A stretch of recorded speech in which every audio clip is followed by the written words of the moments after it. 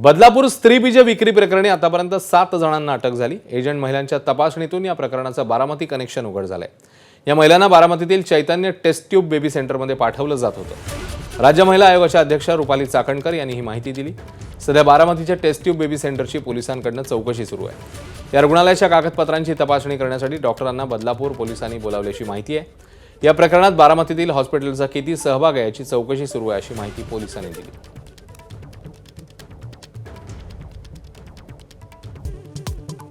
2 भारतीय जहाजांना होर्मुझच्या सामुद्रधुनीतनं प्रवासाची परवानगी। एलपीजी घेऊन दोन्ही जहाजं भारताच्या दिशेने। भारताला मोठा दिलासा।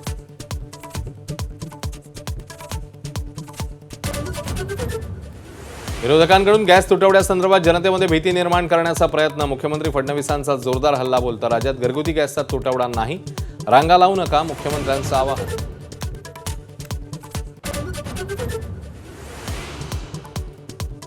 घरगुती गॅस सिलेंडरची ब्लॅकने विक्री, माझाचं स्टिंग ऑपरेशन। छत्रपती संभाजीनगरमध्ये 1400 रुपयांना सिलेंडरची विक्री, तर बीडमध्ये बनावट ओटीपीचा वापर।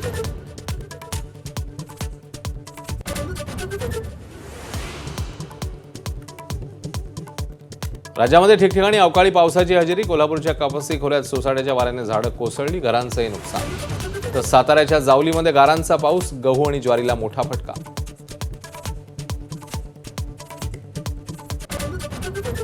राष्ट्रीय महामार्गावरील वार्षिक टोलपास 1 एप्रिलपासून महागणार। वाहन चालकांना आता 3000 ऐवजी 3075 रुपये द्यावे लागणार।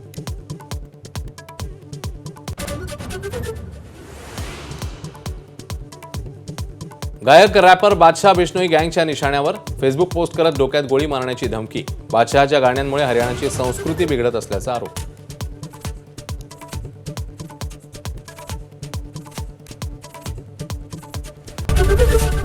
एबीपी माझा, उघडा डोळे बघा नीट।